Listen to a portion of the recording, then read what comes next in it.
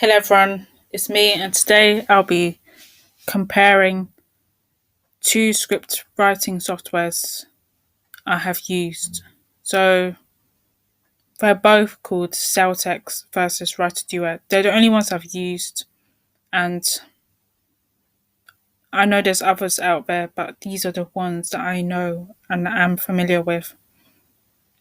And the first of all, I'll be talking about how they both work, and second of all, I'll be showing you how they work. Obviously, that's part of it as well. And third, I'll be discussing or comparing which ones I liked, which software, script writing website I like more.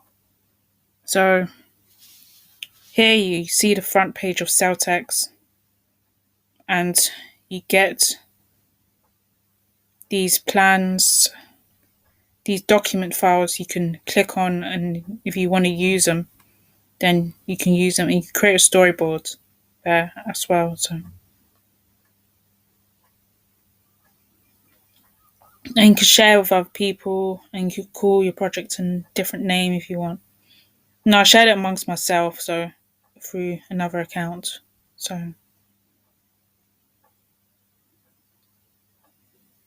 here you can see that this is, you find, of course, you can import your script and export it as well. And you could download, you could just click on your history to find anything you wrote and print and download PDF. And you could add a title page if you like. And there's formats. So that, for instance, let me click on title page, and you can write the name of your film here, like The Happening or whatever. And you can write who's it by and who the author is. Let's say the author is Bex or something, but it's not my name, but I'm just saying.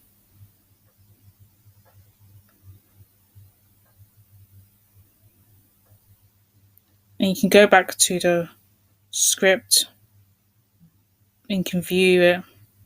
There's lots of tools here and scene numbers if you want to add scene numbers and dialogue numbers. Zoom. You don't need to worry about that. I'm not going to worry too much about these as well. But I'm worrying about these. I will show you about these. So act is like act 1, act 2, act 3. It's a bit like a Shakespeare play type script. You could do scene heading, which is here. It's highlighted here as scene heading. Then you can move down and this is the action, and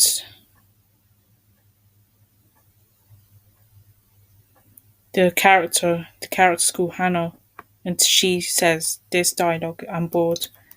So I'm going to go down for a second and show you what a paraphetical is. This is a paraphetical. So paraphreticals is how you want the actor to talk, or how you want them to say a certain particular dialogue. Like Josh raises his voice to say, just go to sleep. So that's a way you could use a paraphetical, because you're saying that you want them to say it that way. But don't be wary of using it constantly, because it's not always ideal. Because actors do like to be in control of their own dialogue. And I had an actor, or I was told that actors are meant to do like their own creative control. My teacher told me that one time, told us that one time. That's how you learn about script writing. You do want them to have control of what they like, to be in control, and they like to add their own input to things. They're quite intuitive, if you get what I mean. Because some actors are, I've got to know them, I've worked, and I know some directors that I've worked with who are quite intuitive. I've worked like a few, not that many. And I have directed my own films as well. And the actors do like to dominate proceedings. And there's transitions like this, for example. You have to, like if you want to fade it to black, or if you want to fade in or fade to black, you can write. And the shot is like you can name the camera shot like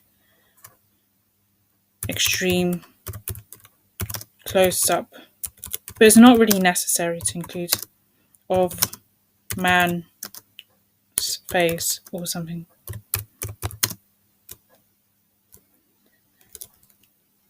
So I'm going to take these out, and you can include text, but it's not always ideal. And you can the actor act 1, you can say act 1, act 2, act 3. And so you could include this. This is quite cool. So I could say Hannah, and she says, "Do you want to go to the park?"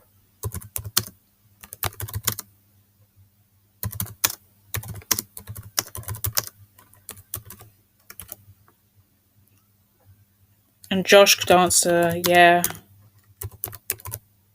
sure, why not? Why not?" Sorry, I'm not writing in caps, but then you can continue over. You could do the same thing here.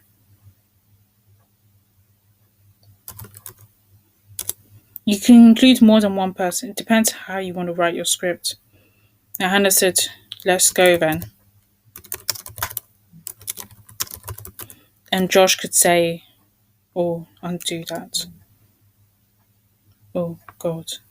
Let's go then." I don't really write like that. It's not really in my nature. And Josh says, "Let's fine." I don't know. Maybe that could be possible. So you could add scene heading, like scene 2, exterior, garden, day. You just write everything that's. And then you can say that Hannah is walking around the garden, walking around in the warm, sunny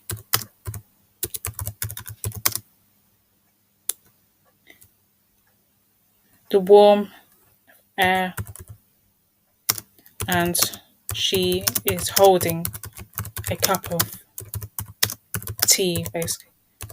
And then it's typically a British thing to do, have tea, and you could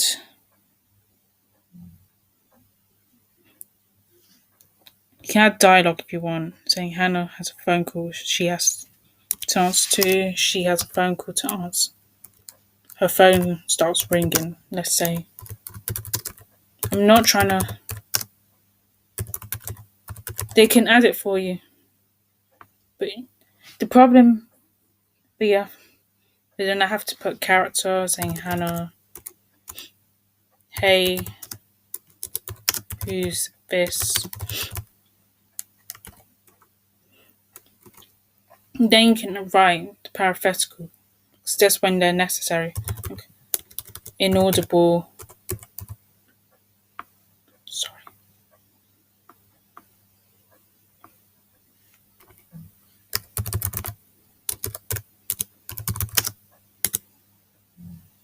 She won't. Let's just give an example of that, and then we won't hear what they're saying. It's just an example of what happens in that scene and how this works.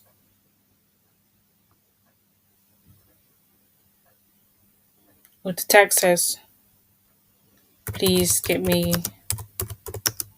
some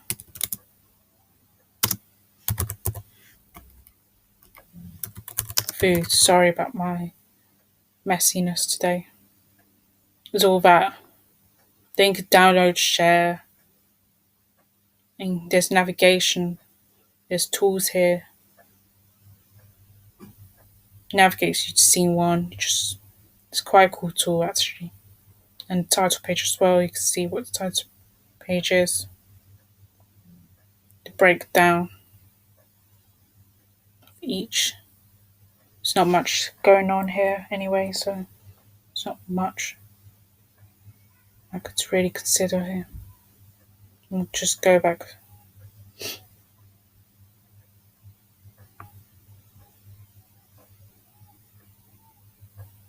to normal.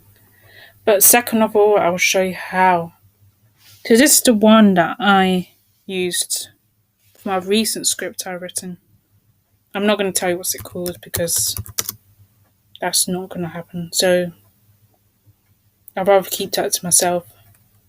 So basically, you get this page and you can type in scene one, like I just started doing. Then it tells you whether it's day, night, continuous, which is basically continues on from that previous scene. We can't include that for scene one. Later, which is like later on in the day, or moments later, which is moments like 20 minutes after or something in the morning. There's lots of evening, afternoon, sunset, sunrise. You can decide which one you want to use. And I'm going to just say morning. And it tells you what location it is, like street or something. It includes these things. And the action does it for you. So basically, the establishing, we say you can include shots if you like. Like some people like to include that. So I'll say establishing shots of busy streets and traffic on the road or something. It's just an example, and then you can go and type in your action like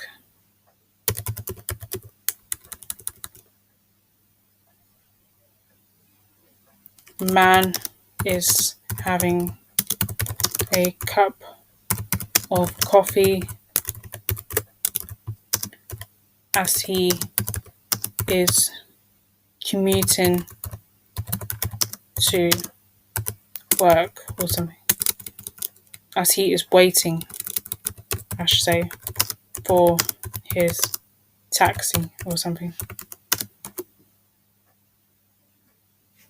Then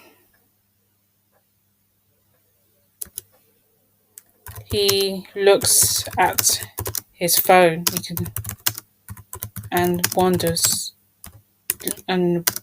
what time it is.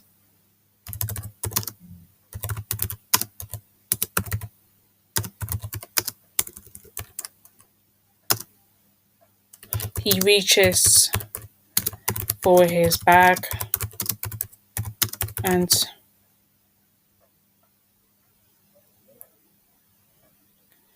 gets his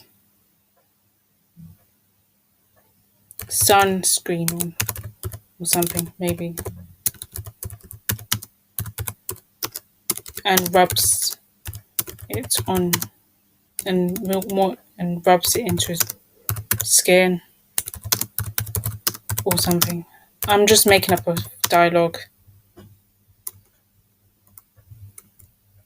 He received all of a sudden. I know this is a long paragraph. He receives a phone call.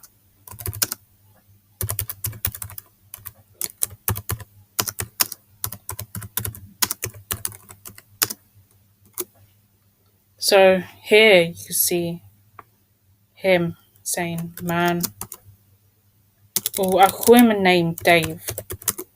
Dave could be surprised or something. Then you can get him saying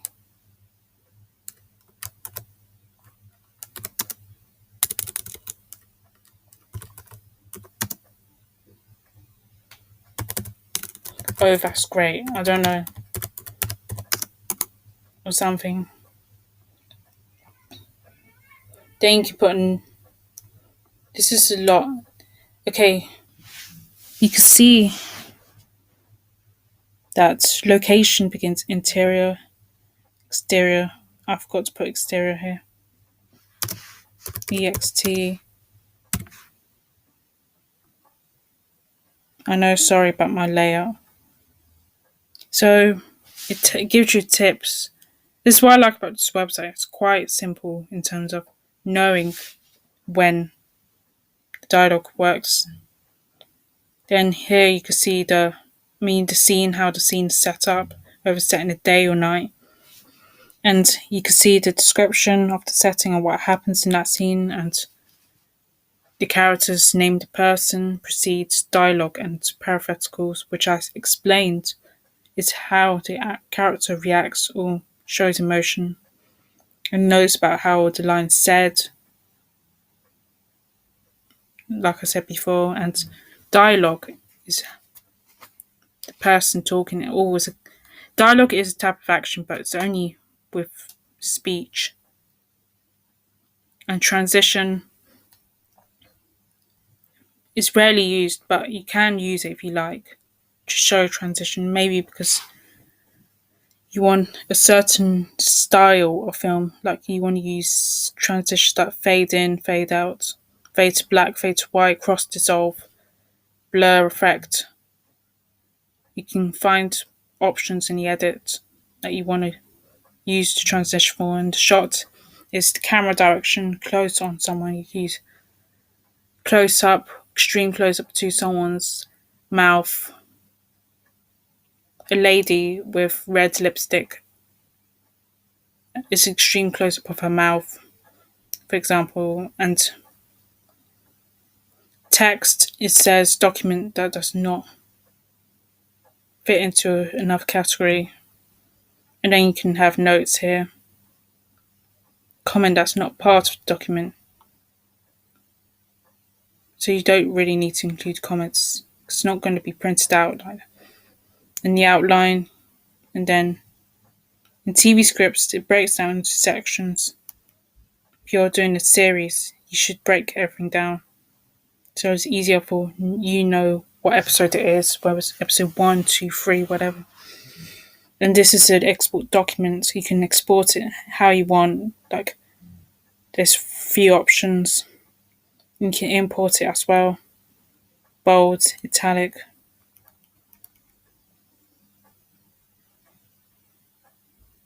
You can underline as well. Obviously, that's going to give you that option.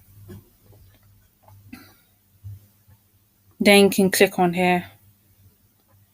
You can open portfolio or add a new project. Let's say I opened. You will know that this is the project that I worked on. It shows you name and the last time it's modified, and it automatically saves, so you get an idea of how this is, how it works. There's many factors here.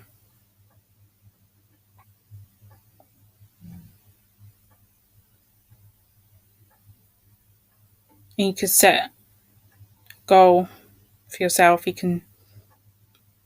That's what Celtx doesn't really have.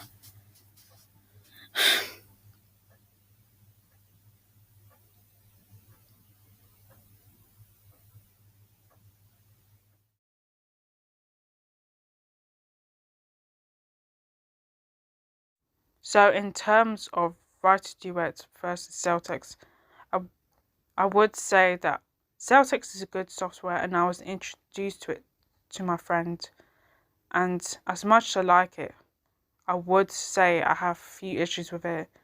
So the first issue is that I have to export the script, and then I have to email it to my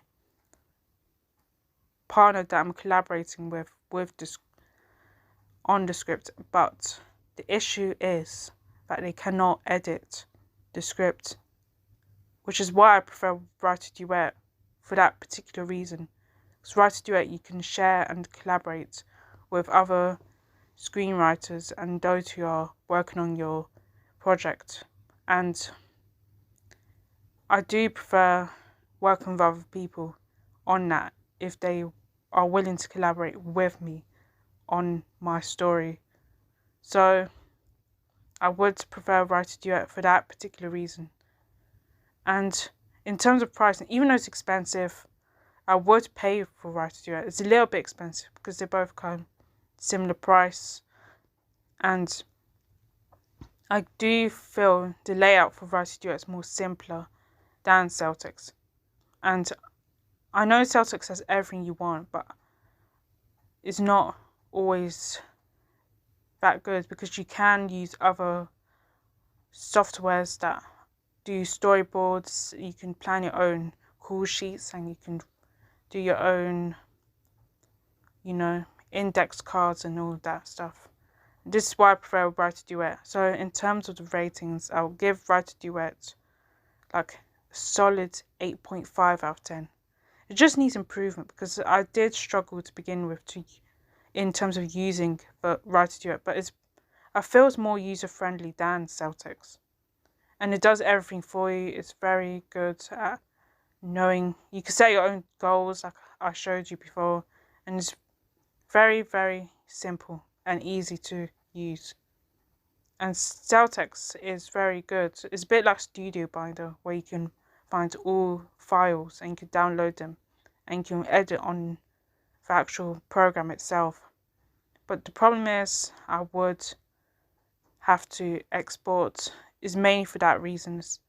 No, I just can't get out of my head, so I had to give it 7.5 out of 10. So I hope you enjoyed this video. So please like, share and subscribe to this channel for more videos like this. And I'll see you in the next one. Bye.